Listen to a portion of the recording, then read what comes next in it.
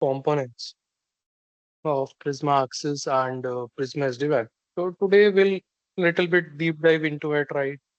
We'll try to understand the entire SASE framework and how Prisma, Palo Alto Prisma is playing vital role in this entire SASE journey and all that, right? In the market as compared to Zscaler and Nesco. Okay. So yesterday we discussed about SASE, right? So I'll just give refresher to everyone that it is a framework which is having two components. Uh, One of them is like security as a service,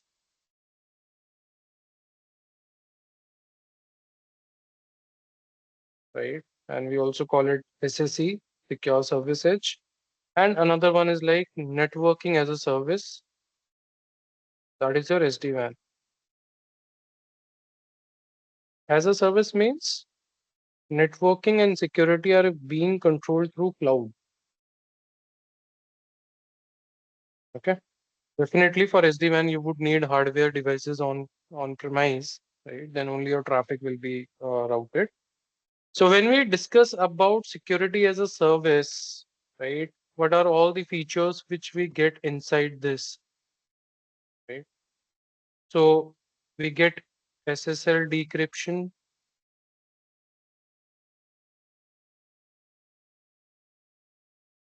we get URL filtering,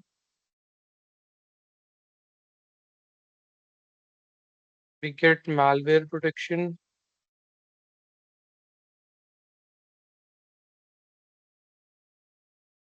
right? We get CASB, Cloud Access Secure Broker. You get, secure web gateway. You get uh, sandboxing, right? We get data protection, DLP, DNS security. You get, firewall as a service. You also get remote browser isolation, right? ZTNA. These are the things which you get from SSC, right? So in a nutshell, everything is cloud delivered. So you need not to worry about the throughput of the boxes and all that stuff. When I say networking as a service, so what do I get out of it? So you get SD-WAN, software defined WAN architecture. Sorry, software defined WAN area, wide area network architecture term. It's on my tips all the time. Then, IPsec VPN, you get policy based forwarding, PBF, quality of service, and SSL VPN. All these functionalities you get, right? And your controller resides on cloud. You need not to worry about the controllers. It is on cloud, right? Now, this is what it is, SASE.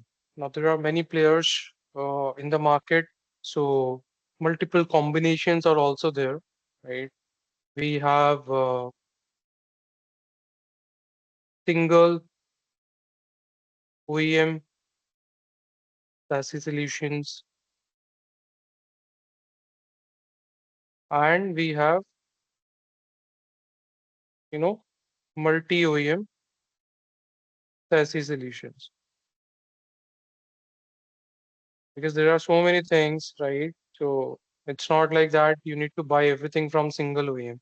So when we talk about single OEM, what uh, OEMs we have? So Cisco, Palo Alto, so Cisco SASE is there. So Cisco SD-WAN and Cisco Umbrella, Palo Alto SASE, Prisma Access and Prisma SD-WAN. Then you have Checkpoint SASE, right? You have Kado SASE, you have Versa, Fortinet. Few of the names you will see that they are not even from security domain. They were SD-WAN players, but now they offer complete security and network services, right? Uh, then you have, this VeloCloud, VMware VeloCloud SASE, right? So these are the major names, right? Earlier, the thing was like we were only having Zscaler. Okay, my bad, I forgot Zscaler.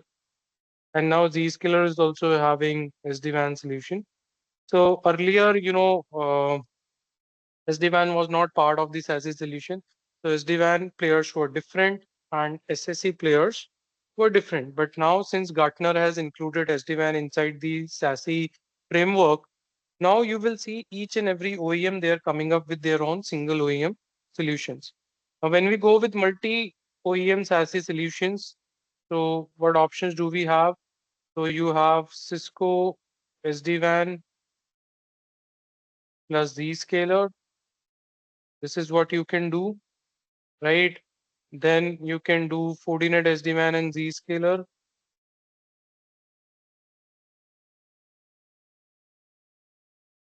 right?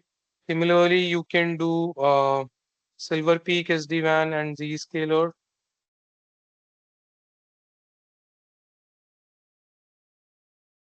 right? And instead of Zscaler, you can put Prisma Access, Netscope, and I forgot to add Netscope here, right? So right now, Netscope SD-WAN is not available as of today, but they are working on it. Soon they will also have a full-fledged SASE solution, right? And similarly, you can play with it. Instead of Zscaler, you can put Prisma Access, Netscope, right? You can make the combinations. So now, which one is best? What we should recommend to our customers? What approach we should be having, while designing the overall architecture of the customer? Because application landscape is distributed, and these days it's like users are working from home, users are working from cafes, from hotels, right? From I mean, they're constantly changing their location. So when users are changing their location, they don't have fixed location. How do they work securely, right? What uh, you can say methods are available with us to safeguard the access to the applications. Okay. So this is what we need to understand today. And we will also try to understand ZTNA 2.0, right? So in ZTNA 2.0, what is expected?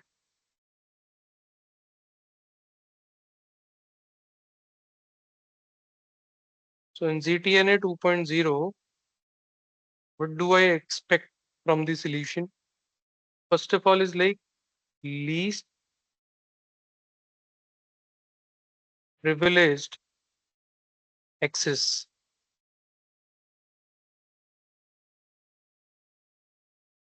Least privileged access. Why?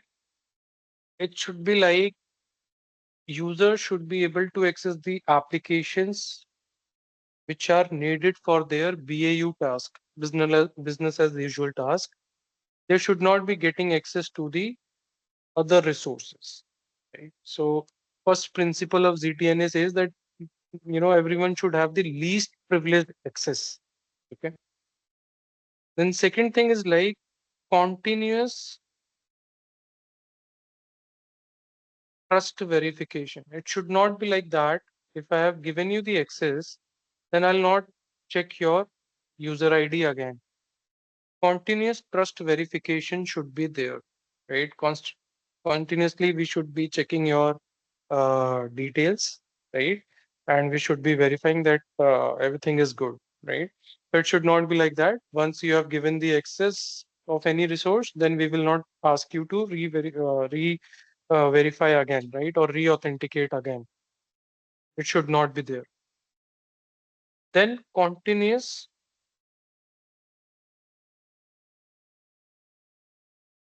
security inspection. We should be continuously inspecting the data traffic from user to application. Continuous inspection should be there, right? Then protection of all data,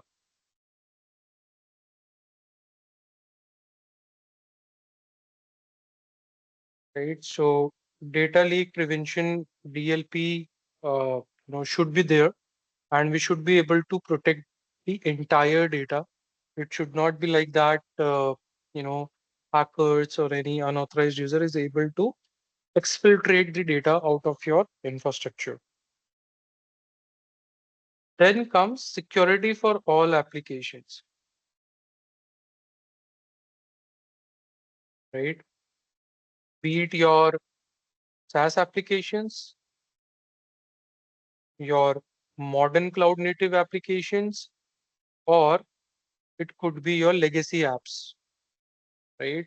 We should be able to provide security to all the application, right? Our security posture should remain same for all the application landscape.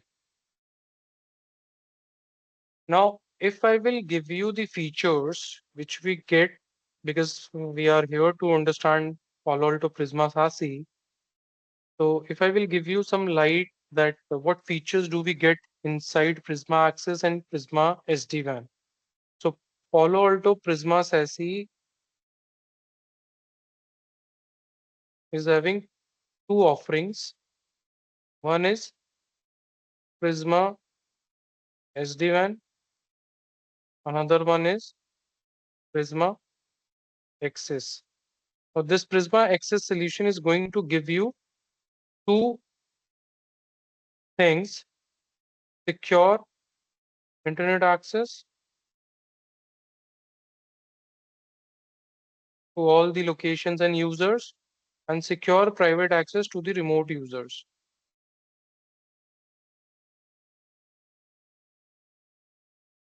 Okay. Now, if I especially talk about Prisma Access features, so what do I get inside Prisma Access?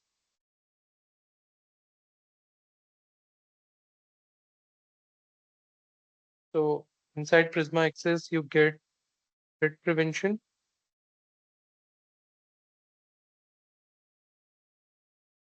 right? You get URL filtering. So whatever features we are demanding as part of the SSE, all those features you get here, right? You get sandboxing feature, you get DLP, you get DNS security,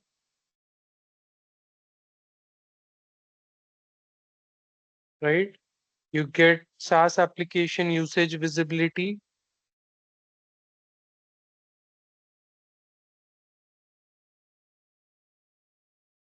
right? And data security as well. So it is part of CASB. Then you also get remote browser isolation services.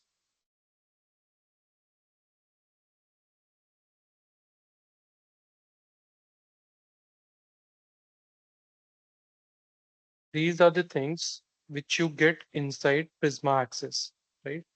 So basically, whatever you get inside Palo Alto Next Generation Firewall, all these features are available: App ID, user ID, device ID, threat prevention, malware protection, URL filtering, right? And add-on is like we get CASB, RBI. These are the add-on functionalities which you get inside this cloud. Now, if I talk about what do I get inside Prisma SD-WAN,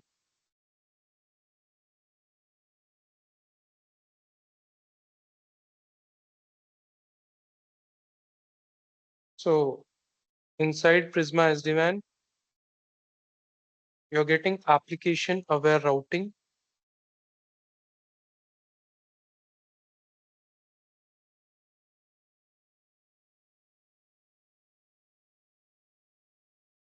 right?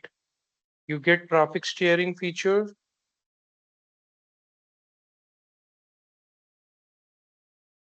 you get load balancing,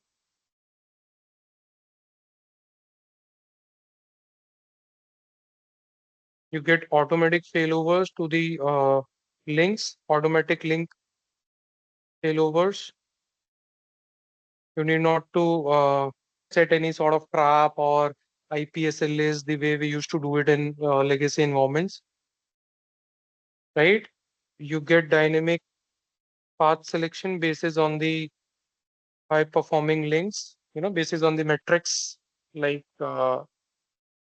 latency, jitter, packet loss, right? And accordingly, you can select the high performing network for your application. So basically in Prisma, so we understand Prisma Access. This is cloud based, completely cloud based. So basically, you are getting next generation firewall VMs provisioned for you automatically. Okay. But in Prisma SD-WAN, we need device which will be forwarding traffic from branch towards the cloud, right? What are these devices? These are ION devices, instant on network ION devices. So these devices, you can have hardware and you can have software, right? Virtual machines also you can order and hardwares also you can order, right? It also supports zero touch provisioning. It is also supported, right? So these are the main features and benefits which you get out of the Prisma SASE solution, right? Now, if I give you more benefits of it, so it's like it is cloud native solution, cloud based delivery. You need not to worry about any scalability, right? You need not to worry about any manageability. Everything is managed through Cloud Strata Manager, CSM, right?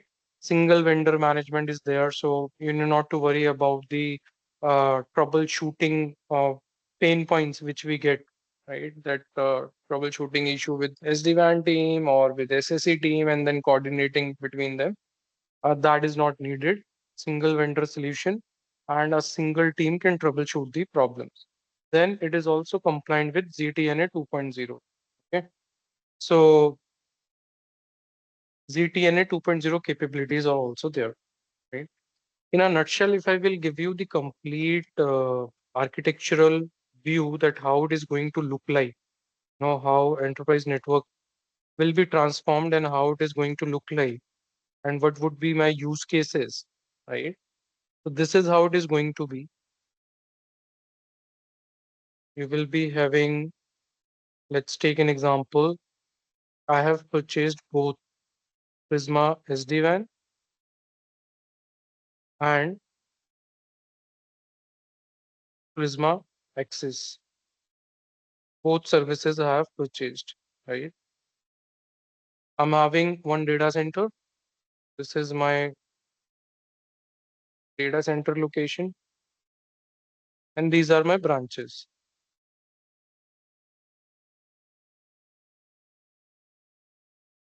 right? This is Prisma Access Cloud. Okay. So how do I secure everything, right? So what I will be doing,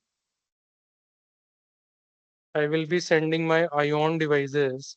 Those are my SD-WAN routers on premise,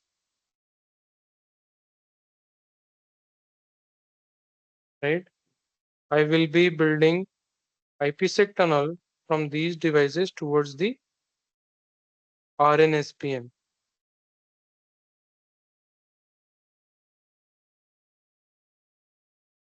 right? This is how I will be onboarding my branches. Here I'm just showing you one tunnel, but in real, when we are using SD-WAN, it means we have multiple underlays. So you will be having multiple tunnels, right? Because you will be having multiple underlays. So accordingly, you will build the tunnels. For simplicity, here I'm just keeping one tunnel. And then you will be having your branch users and all, right? For DC, we will be having SC CAN and we will be creating one service connection with the on-premise firewall. This could be Palo Alto, or it could be any other vendor. All these tunnels are IPsec, no GRE, nothing, right? There is no limitation, right? Like we have in Zscaler regarding the throughput. For service connection, 1 GB is there. You can have multiple service connections, and this is unmetered. Service connection is unmetered. Palo Alto is not going to charge you for this, but these are metered connections. You have to buy the bandwidth. These are metered. Okay. So your applications, they are hosted inside this data center, right? We have the servers here, databases, everything is available inside the DC. This could be physical on-premise DC, or it could be your cloud-based DC. It depends, right? Now coming to the mobile users, so you have the roaming users, right? So what they need to have inside their devices, Global Protect. This is the agent through which they will be connecting to MUSPN.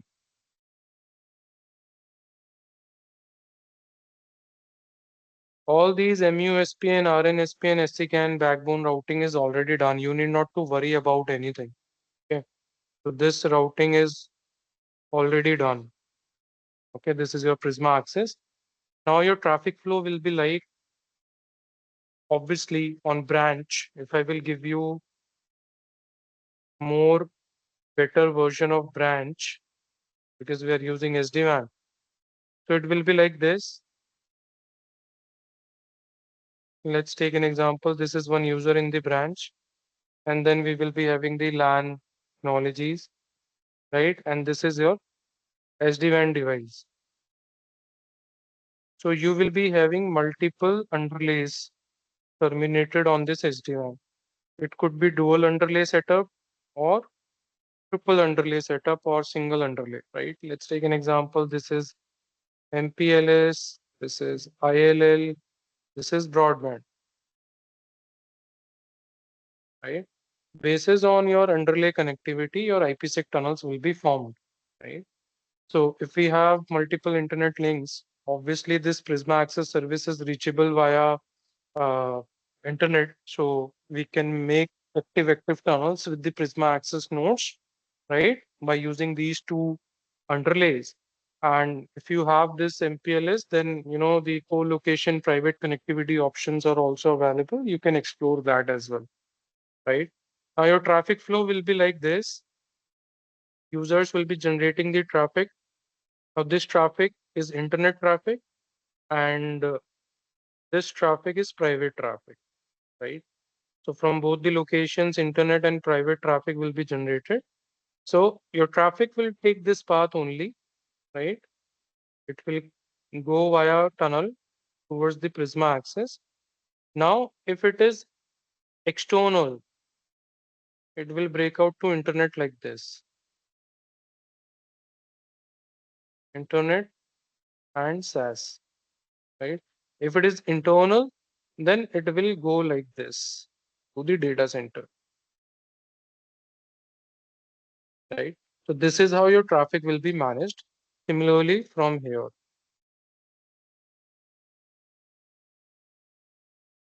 okay?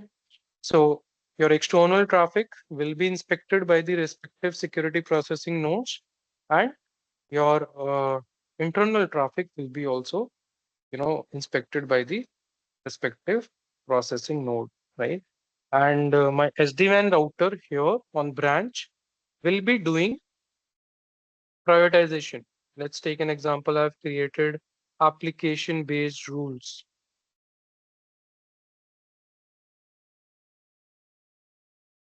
I want my business critical applications to use MPLS link.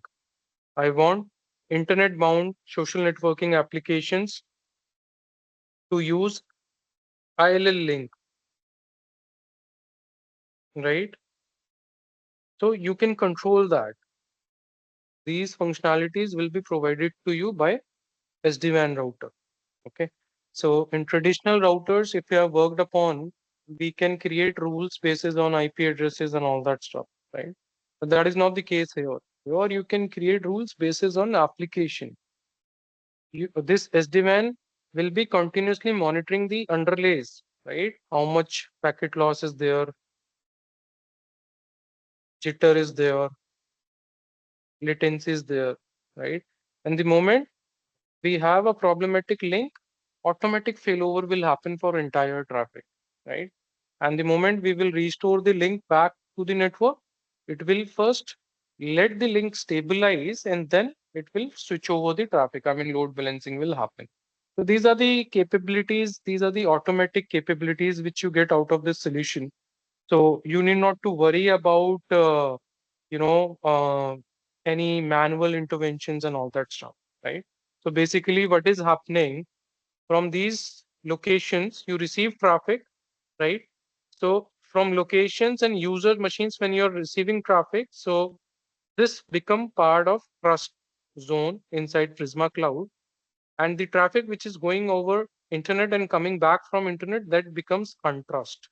So when you create your policy, trust means that you're receiving traffic from remote network security processing nodes or from MUSPN. And untrust means that traffic is coming from internet or it's going towards the internet, right? So basically what happens, we decrypt the traffic at the SPN nodes, do the deep inspection, and then send it out to the untrust zone, that is our internet, right? Now, what do you get out of this solution? So here, whatever you were getting inside Palo Alto Prisma firewall, like app ID, right, user ID,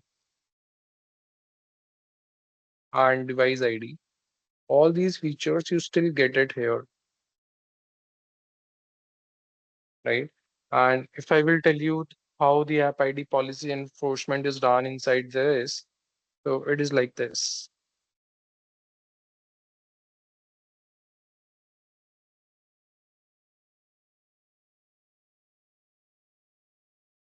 So if this is the app ID policy enforcement process, so what exactly happens, right? So first of all, we are going to, let's say this is my start point. I'm going to check for the, IP and port, right? And on that basis, I will do policy check. Do I have policy basis on app? I mean, basis on ID, IP and port, right? If not, then I'll check for the application signatures,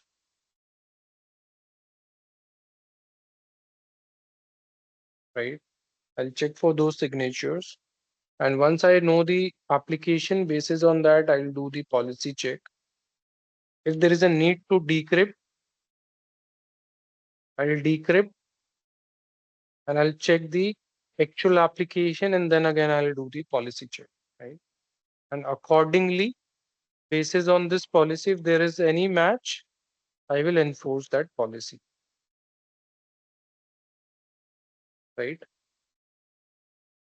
Report and enforce policy. Now, if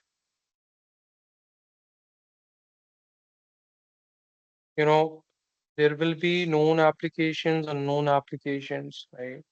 So how these decoders work and all that stuff.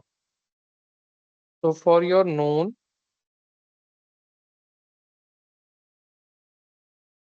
protocol decoder, right? So basically we decode the signatures, right? We check the signatures and then we do policy check and we repeat the process as per the configuration, right? Similarly, you know, if we know the traffic, if we have already identified the traffic, then there will be no need for decoding. whatever policy enforcement is there, that policy will be applied to it, right? For unknown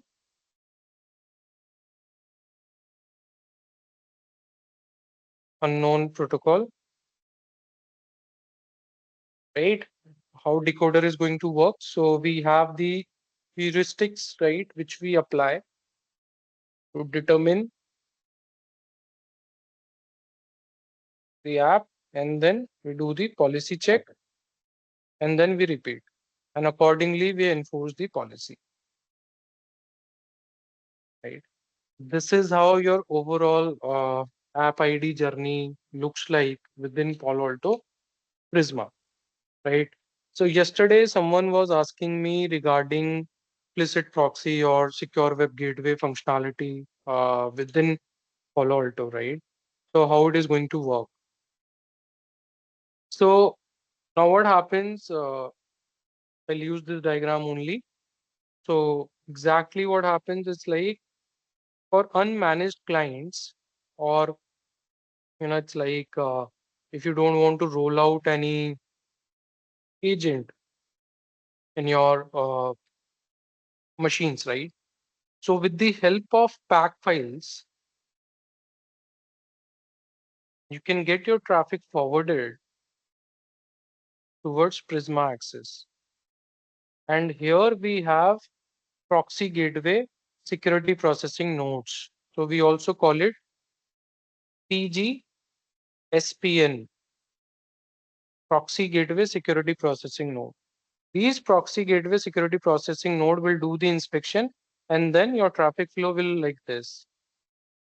So your external traffic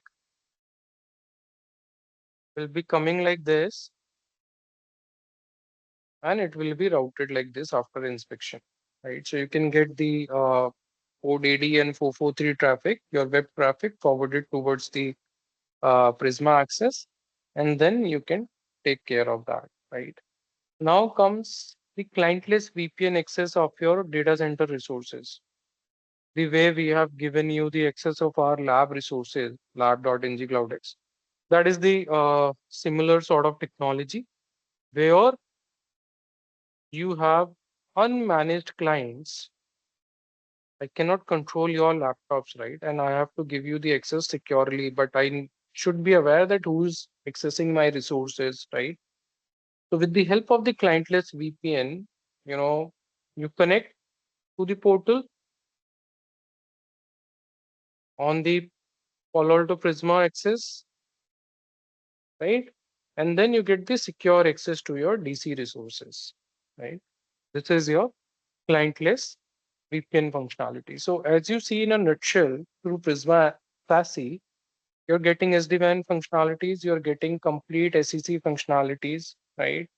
And you're also getting DNS security, and you're also getting sandboxing, right? So how your DNS security is going to look like, whatever DNS related packets you are generating. Let's take an example. This is your DNS traffic, or let's draw it here. This is your Prisma Access Cloud,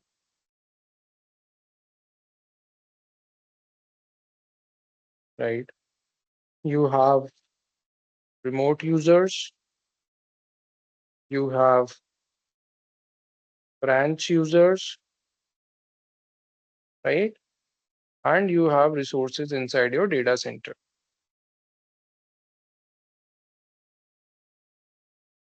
right? This is branch user, this is remote user, right? And this is my data center. Okay. So now what will happen? How I'm going to get the DNS security? So from branch, I know that I'm using SD-WAN device or any device which is compliant with IPsec, and I can forward my traffic towards the Prisma cloud through that IPsec tunnel securely, right? On data center, I'm connected through service connection, right? So on my firewall, I have created the IPsec tunnel, right? Remote user, it's using SSL VPN with the help of Global Protect. So I'm making SSL VPN, or IPsec also I can make, right? Now your DNS queries will be forwarded because Prisma is also having this DNS security feature where you can use Prisma Cloud for your DNS queries, right? So you will be forwarding your DNS queries towards the Prisma Access Cloud, right? And here what will be happening? We have the DNS engine inside this cloud, right? So detection engine is there, which will be using machine learning and you know AI ML powered detection engine is there for DNS.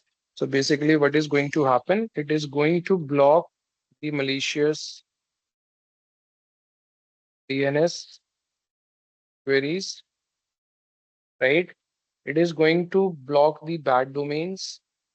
It is going to block the you can say DNS tunneling protocols and all that stuff.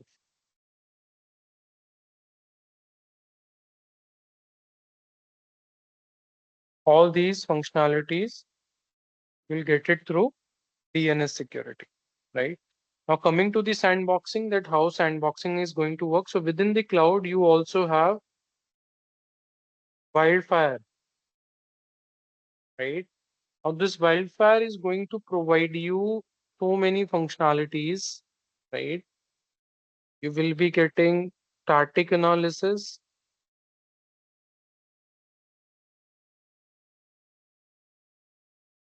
So it's like whenever any file is getting uploaded from the branch, from the work from home user, right? So sandboxing will kick in and it will be doing static analysis. It will be doing dynamic analysis, right? It will be doing machine learning analysis on that, right? And it will be also doing bare metal analysis. So these are the features which you used to get it before as well with Palo Alto products, right? Your dynamic unpacking,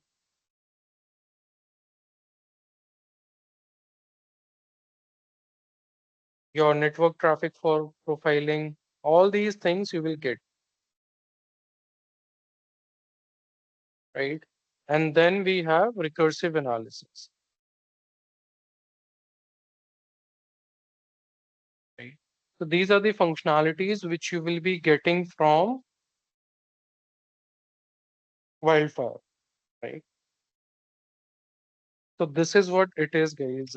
Prisma SASE, where you can see how many features, how many functionalities we are getting out of it. And configuration is again need expertise. You should be understanding the architecture first, right?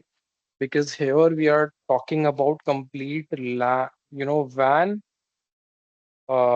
you can say transformation, where we are shifting from legacy environment to a next generation environment where your packet forwarding will be completely different. Earlier, it was like everything controlled through the data center firewall. We were sending everything towards the data center. We were doing the backhauling of the traffic. But these days, since everything is moving towards the cloud, we are having distributed environment. So your entire WAN is getting transformed. Any doubt, anyone?